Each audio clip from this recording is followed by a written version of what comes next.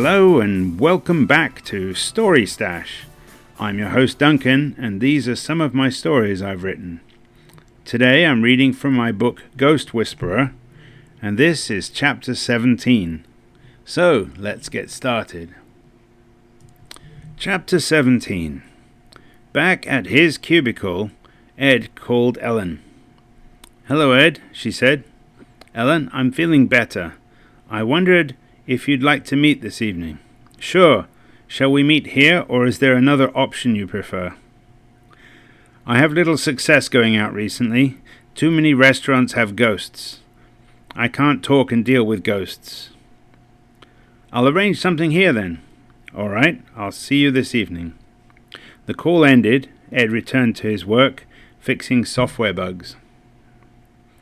He worked without distraction until quitting time. Meanwhile, Sarah floated above the location where they'd discovered Abby. She hoped to catch the kidnappers when they returned to check on their prize. Sarah had brought the poltergeist with her and had promised him he could have some fun with the kidnappers later. The kidnappers must return soon. They hadn't left Abby with any food or water, said Sarah. The poltergeist nodded. After a few hours, a grey van rolled past. Sarah and the poltergeist floated down to look closer. The van drove around the block and returned. Two men exited the van and approached the building. They noticed the lock was broken or missing or something, because they returned to their van. "That's them. We should go after them and find out where they've headed." The poltergeist grinned. They had no difficulty keeping up with the van. Ed left work and drove directly to Ellen's home. The security guard waved him through the main gate, and he drove up to the front door. Ellen was waiting for him when he arrived. Ed guessed that the security guard had called ahead. "Welcome. Come inside," she said. Ed followed her through to the family room. It seemed she only used that room. "I've arranged a buffet of snacks and finger foods. Would you like a coffee?" "I'd love one, thanks." Soon they sat on the sofa with plates of snacks and coffees. "How's Abby doing?" asked Ellen. "She's home again with her family.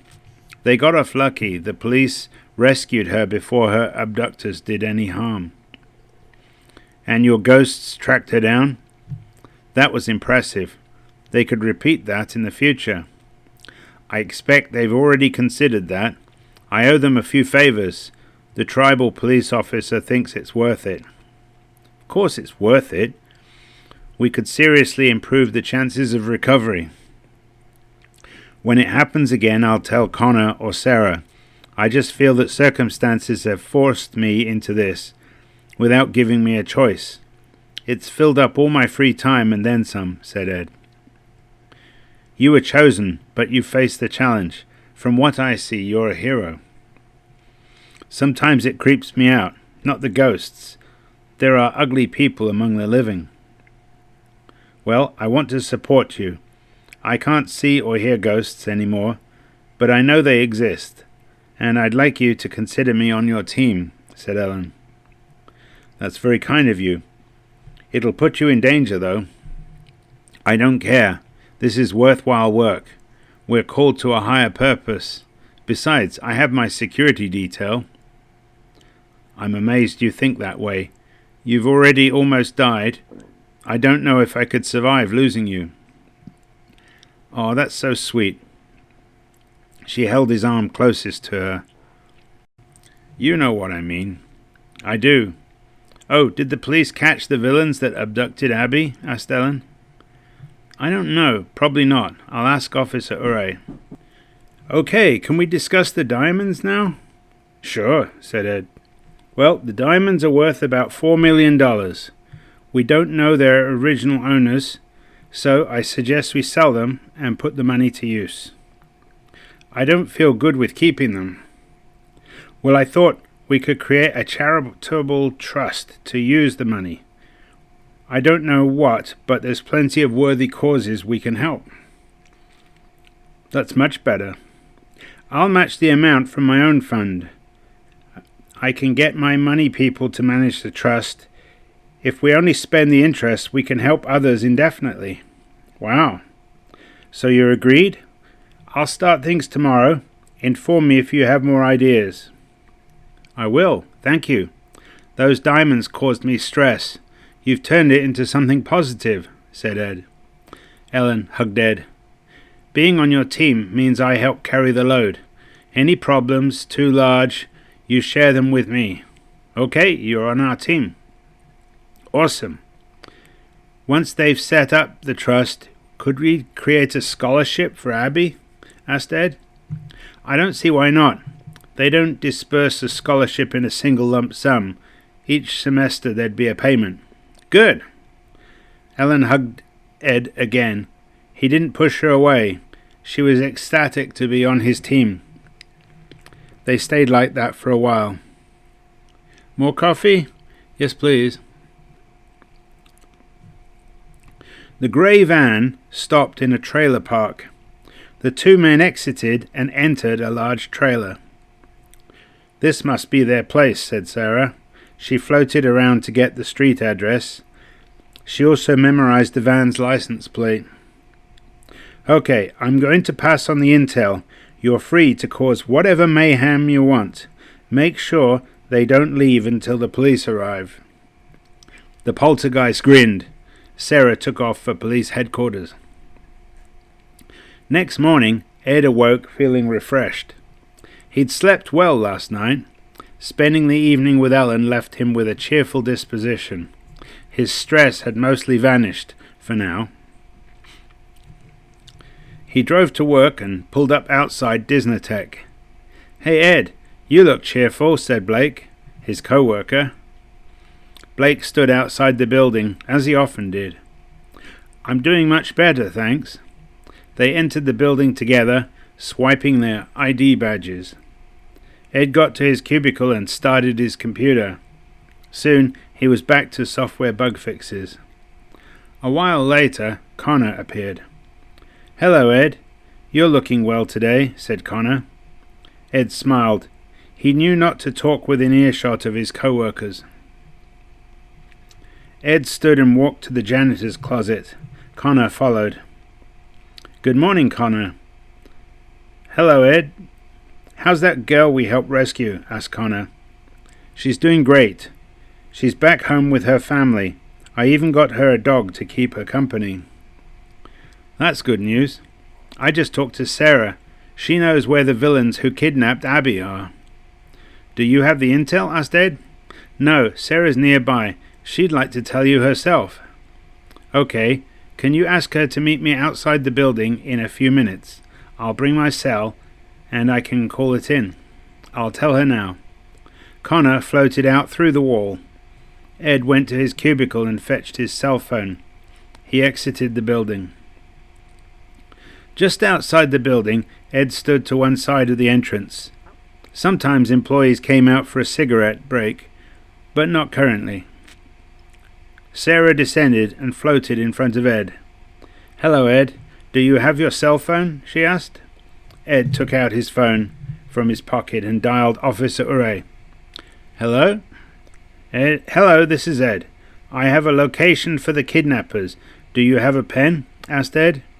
"Sure, go ahead," said Urey. Ed gestured to Sarah, who gave him the address. Ed then repeated it to Officer Urey.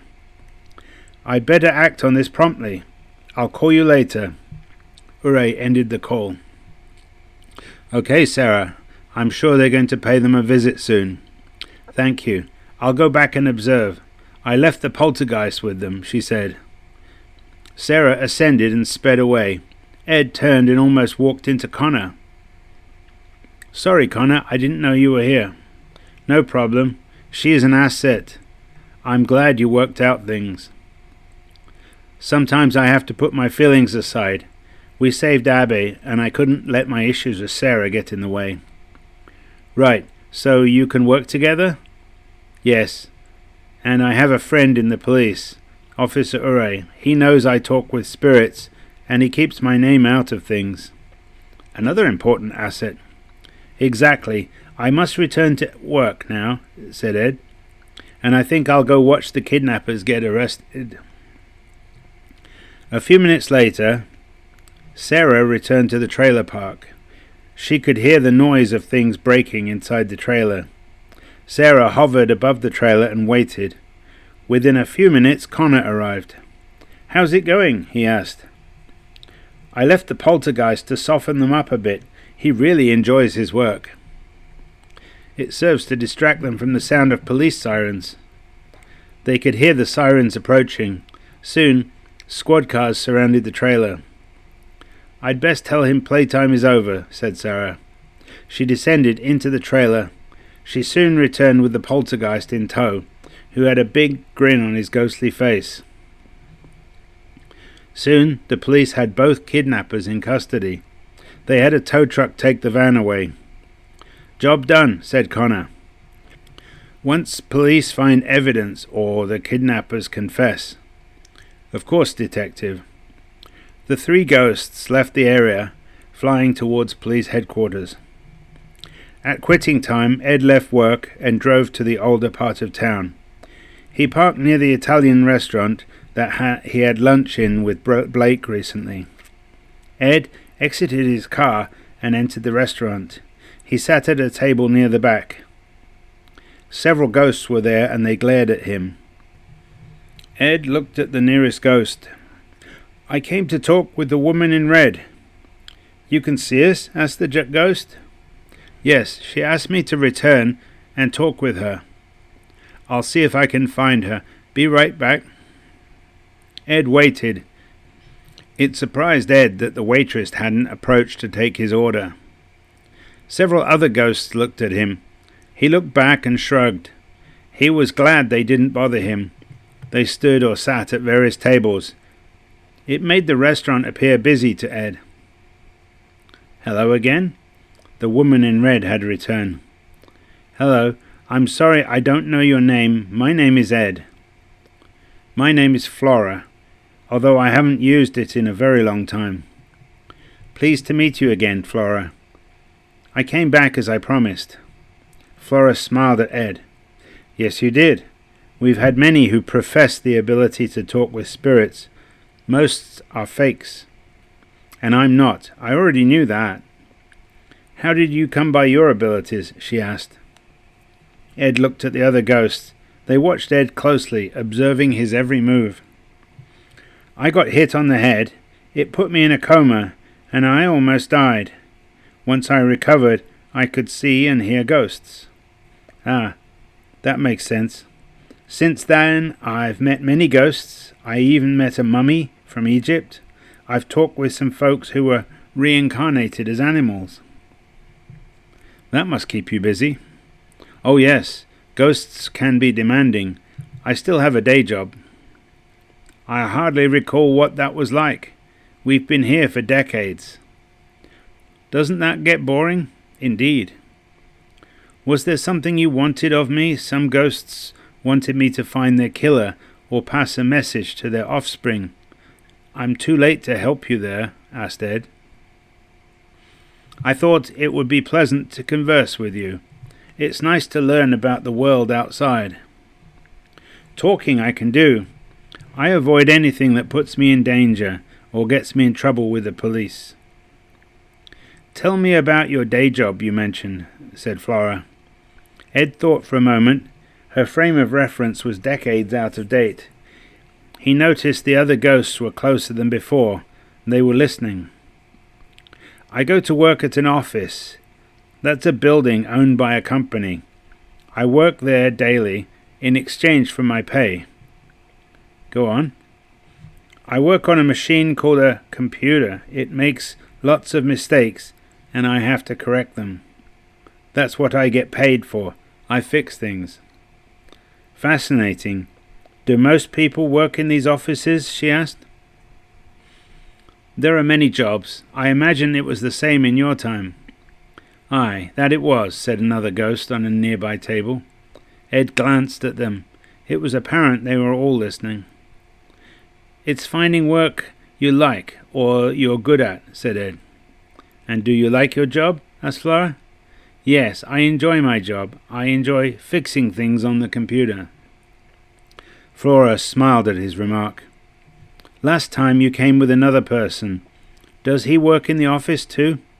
He does. We took our lunch break and came here for lunch. He doesn't know you can see or hear us, she asked. No, most people don't believe in ghosts. If he saw me talking to you, he'd think I was crazy. I've not seen anyone who can talk with us like this for decades. It must be rare. Neither have I, said another ghost. I can visit from time to time, if it pleases you. I don't know exactly when, though. That would be nice.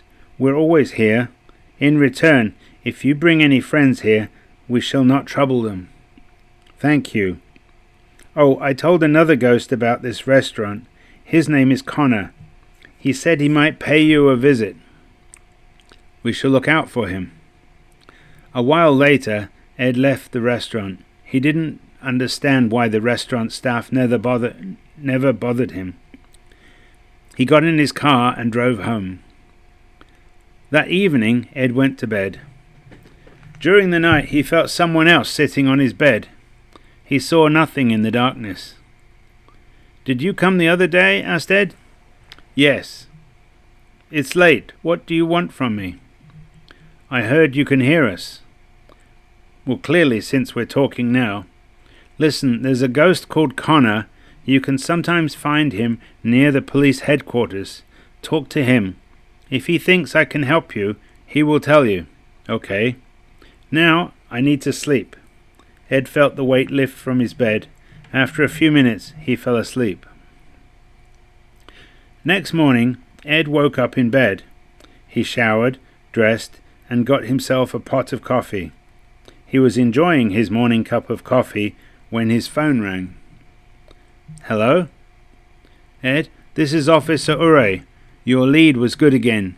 The suspects are in custody. I heard they found Abby's DNA in the van. It should be a slam dunk. That's excellent news. Some ghosts staked out where you found Abby. When the kidnappers returned, the ghosts followed them back. That's great police work. I know. One ghost is a former police detective. Please tell them my thanks. If I hear any updates, I'll call you and you can pass it on. The call ended after that. Ed was glad the streets were a little safer. He drove to work and pulled up outside Disneytech. This was his mundane life. He now had a second life, a paranormal one. There was a staff meeting scheduled this morning. Everyone gathered at the meeting room. Ed took a seat at the back. The department head called the meeting to order. He then asked various people to report on their projects. Ed sat quietly and listened. He didn't have a project currently, so he didn't expect to give a report. Everything was fine until a ghost floated into the meeting room. She was the same Flora that Ed had talked with at the Italian restaurant. She floated along to the front, then she hovered in the corner. This was unexpected. Ed looked around to see if anyone noticed her. No one did. Ed looked toward her but said nothing. He didn't want to draw attention to himself. After hearing all the project reports, the department head turned to Ed. And ever since his unfortunate accident, Ed has worked on software bug fixes. I've seen his stats and they're rather impressive, said the department head. Ed, did you want to report anything? Flora, the woman in red, looked at him expectantly. It was his time to shine. Not really, sir. I just work on them one at a time until they're resolved. Flora tried to hide her disappointment by looking around at his co-workers. The department head said words of encouragement and dismissed everyone to return to work. Flora waited as people left. Ed sat, looking at some papers and hoping everyone would leave the room soon. Once they were alone, Ed walked over to Flora. I'm glad they didn't see you, or this meeting would have taken a different turn, he said. They only see me if I want them to, and then it takes a lot of effort on my part. So, how did you find me at my workplace? I didn't give you the address. I can somehow sense you, and I homed in on your location. That's interesting. Can all ghosts do that? Asked Ed. I don't know about other ghosts. You're the first living that I've tracked down. Well, I should get back to work. I can show you my desk where I work, but I can't talk with you in front of other people. They'd think I was going crazy. That would be sufficient. Ed returned to his cubicle, followed by Flora. She looked around at all the cubicles. This is it. It's rather small, she said. Ed shrugged and put his finger to his lips. Very well, I'll return to the restaurant. I can share with the others. They'll be interested in learning about this. Ed nodded at her. She floated off and vanished through an exterior wall. For the rest of the day, Ed worked on software bug fixes. Since the morning meeting, he knew that the department head was aware of his performance. It was reassuring to know. At quitting time, Ed shut down his computer and left the building. He drove home and arrived at his apartment complex. When he arrived in his apartment, he discovered 2 ghosts waiting for him in his living room. Hello, Connor, said Ed. Good evening, Ed. This is Cooper. He helped search for Abby. He wanted to talk with you. Hello, Cooper. How can I help you? Asked Ed. I need you to clear my brother's name. He's in prison for a murder he didn't commit. Wow. Details, please. My brother Billy and I both loved Ellie Mae. She only had eyes for Billy. I tried to get her to love me. One night we argued, and she fell and hit her head and died. So I fabricated evidence that Billy killed her. That sounds like a tragedy. Yes, they convicted Billy of murder. Then I died from cancer. Sadly, I wouldn't have had time with Ellie Mae even if I'd convinced her. I really messed up. Ed glanced at Connor and then back at Cooper. So, how can I clear Billy of murder? I hid evidence that would give Billy an alibi. You need to fetch it and get them to reopen the case. It'll need a lawyer as well. Processing will still require time.